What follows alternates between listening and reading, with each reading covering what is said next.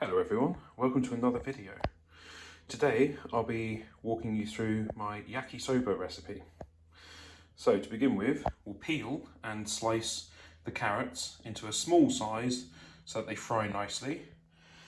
We'll slice these up, get rid of the seeds, make them nice and small. Again, you need them to fry nicely. Same with these onions. Got some pak choi. I'll slice the leaves nice and thin. We've got some spring onions as well. I'll be using chicken for this. And then this is to make the sauce, so you need sugar, ginger, salt and pepper, a little bit of Worcester sauce, gives it a nice depth to the flavour. You need minced garlic. I buy this particular brand because it's a lot cheaper than some of the other brands and it tastes exactly the same. I'll be using Japanese rice wine vinegar, a little bit of oyster sauce, and premium and dark soy sauce. And I combine those together. I tend to do 1 teaspoon of each and then taste it. Well, not a full teaspoon of this, obviously, but everything else, and then taste it, just get it right for what you like. Now, when it comes to cutting the vegetables and chicken, I like to use a knife by Savignac. They're a bit expensive, as you can tell, for a custom knife. This one was about £200, but they're among the top 2% of sharpest knives in the world. And they're made here in the UK.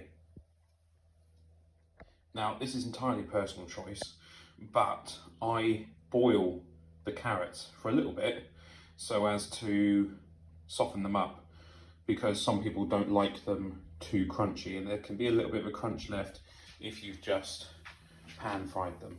You can see my pan's already hot.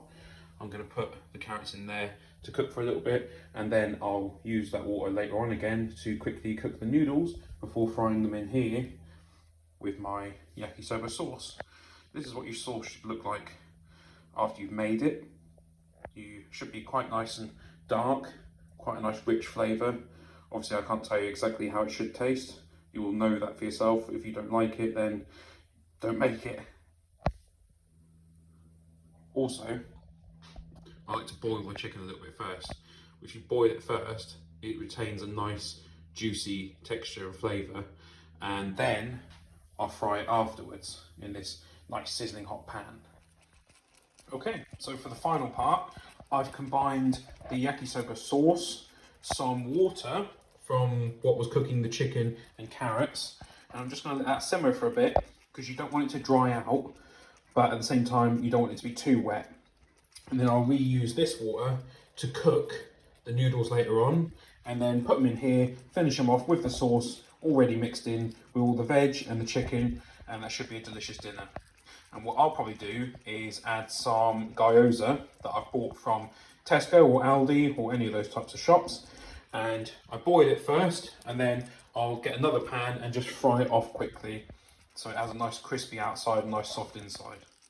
And that is how I make yakisoba, and most people say it's pretty delicious, so I hope you have a go at it and find it nice, and if you like this video, give it a like, maybe consider subscribing, and I'll see you in the next video.